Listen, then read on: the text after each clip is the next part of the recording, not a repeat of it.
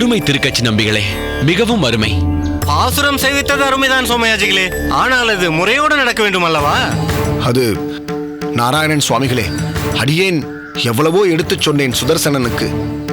தந்தையிடம் அனுமதி பெற்றவுடன் என்னிடம் பாசுரங்களை கற்கலாம் என்று சொன்னேன். ஆனால் தங்கள் மகன்தான் பிடிவாதம் பிடித்தால் சோமயாஜிகளே நீங்களே சொல்லுங்கள். இவன் சிறுவன், குழந்தைத்தனமாக நடந்து கொள்வான். நான் அப்படி செய்ய முடியுமா? எதையும் முறையோடு செய்ய வேண்டாமா? இதில் என்ன முறைகள் இருக்கிறது நாராயணா? இருக்கிறது. லலிதா, அந்த அர்ச்சனை தட்டை இப்படி கொடு. இந்தாருங்கள்.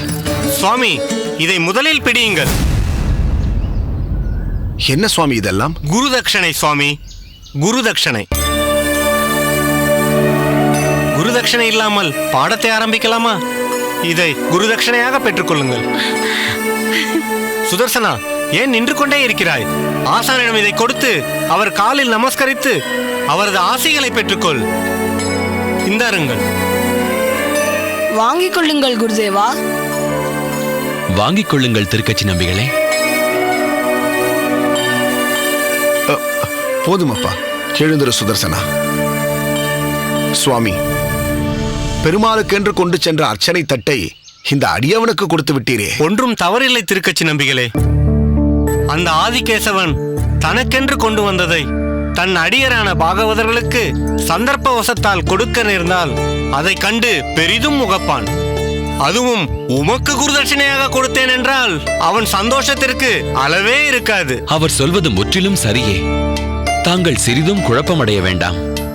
திருக்கச்சி நம்பிகளே, தாங்கள் என் மகனுக்கு பாசுரம் சொல்லிக் கொடுப்பதில் எங்களுக்கு பூரண சம்மதமே. இதில் யாரும் இனி குறுக்கே வருவதற்கில்லை. ஆம் சுவாமி, தாங்களே எங்கள் மகனின் ஆசான். இவனின் ஆசையை தாங்கள் பூர்த்தி செய்ய வேண்டும்.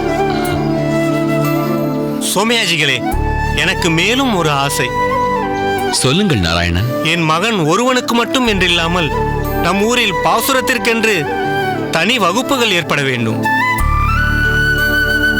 அதன் மூலம் செம்மொழியாம் தமிழ் பாசுரங்களின் தேமதூர ஒலி எங்கும் கேட்க வேண்டும். பாமரர்களும் அதை செவிசாய்த்து பயனுற வேண்டும். அந்த பாசுர வகுப்பு நம் திருக்கச்சி நம்பிகளின் தலைமையில் நடக்க வேண்டும். நீங்கள் என்ன சொல்கிறீர்கள்? ஆஹா, மிக நல்ல யோசனை. இதுவரை யாரும் சிந்திக்காத யோசனை. உடனே சரியென்று சொல்லுங்கள் திருக்கச்சி நம்பிகளே. என்ன சோமயாஜி, நீங்களும் இவரோடு சேர்ந்து கொண்டு? அவர்கள் ஒன்றும் தவறாக எதுவும் சொல்லவில்லையே. நல்ல விஷயம் எங்கும் பரவ வேண்டும் என்கிறார்கள், அவ்வளவுதான்.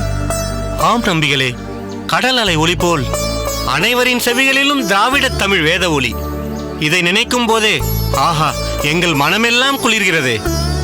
ஏதேது திருக்கச்சி நம்பிகளே, நாங்கள் நடத்தும் வகுப்புகளில் இனி சிஷ்யர்களின் வரவு மிகவும் குறைவாகிவிடும் போலிருக்கிறதே.